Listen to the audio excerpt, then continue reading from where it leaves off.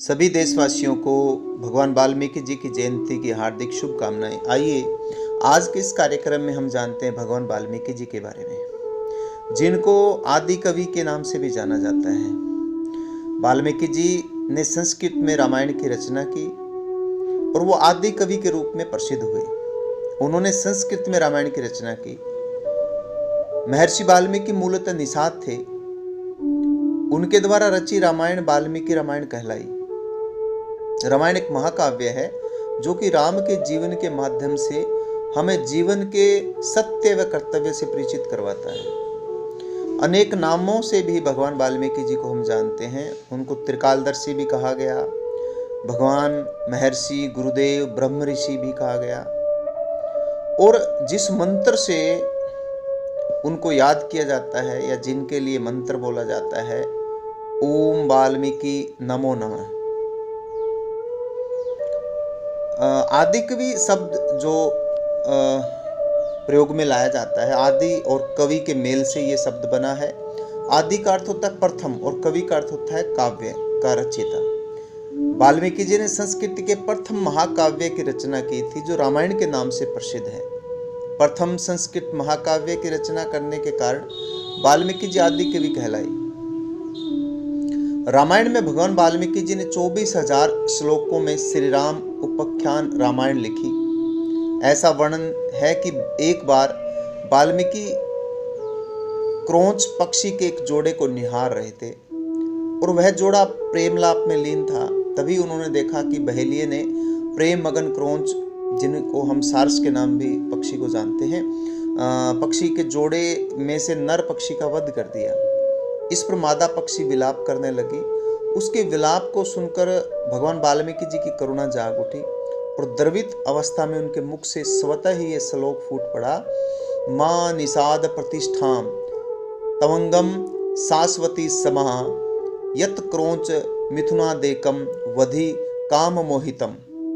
अर्थात, हे दुष्ट, तुमने प्रेम में मगन क्रोंच पक्षी को मारा है। जा, तुझे कभी भी प्रतिष्ठा की प्राप्ति नहीं हो पाएगी और तुझे भी वियोग झेलना पड़ेगा। उसके बाद उन्होंने प्रसिद्ध महाकाव्य रामायण, जिसे हम वाल्मीकि रामायण के नाम से भी जानते हैं, की रचना की और आदि कवि वाल्मीकि के नाम से वो अमर हुए।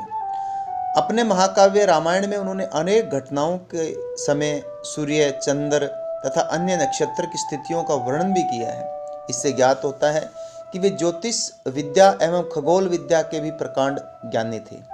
अपने वनवास काल के दौरान भगवान श्री राम वाल्मीकि जी के आश्रम में भी गए थे। भगवान वाल्मीकि जी को श्री राम के जीवन में घटित प्रत्येक घटना का संपूर्ण ज्ञान था। सतयुग, त्रेता और द्वापर तीनों कालों में वाल्मीकि जी का उल्लेख मिलता है।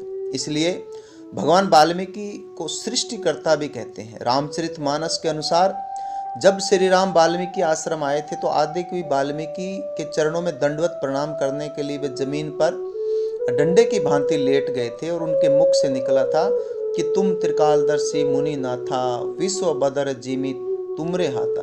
अर्थात, आप तीनों लोकों को जानने वाले स्वयं प्रभु हो। ये संसार आपके हाथ में एक बैर की समान प्रतीत होता है। महाभारत काल में भी वाल्मीकि जी का वर्णन मिलता है। जब पांडव कौरवों से युद्ध जीत जाते हैं तो द्रौपदी यज्ञ करती है, जिसके सफल होने के लिए शंख का बजना जरूरी था, परंतु भगवान श्री कृष्ण सभी के द्वारा प्रयास करने पर भी यज्ञ सफल नहीं होता है। तो भगवान श्री कृष्ण के कहने पर सभी वाल्मीकि जी से प्रार्थना करते हैं। जब भगवान वाल्मीकि जी वहाँ प्रकट होते हैं तो शंख खुद ही बज उठता है और द्रौपदी का यज्ञ संपूर्ण हो जाता है। इस घटना को कबीर ने भी स्पष्ट किया। सुपच रूप धार सतगुरु आए, पांडवों के यज्ञ में शंख बजाए। तो इसलिए आज के इस पावन दिन में आइए हम भगवान वाल्मीकि जी को याद करते हैं और उनके जीवन से प्रेरणा लेते हुए हम समाज के अंदर एक भाव से, प्रेम भाव से सब मिलजुल कर रहें। समरसता का भाव समाज में जागृत करें और इसी प्रकार से हम भगवान वाल्मीकि जी को याद करते हुए और हमारी आने वाली पीढ़ी को भी उनके जीवन के बारे में हम बताएं। बहुत बहुत धन्यवाद। जय भगवान वाल्मीकि, जय श्री राम।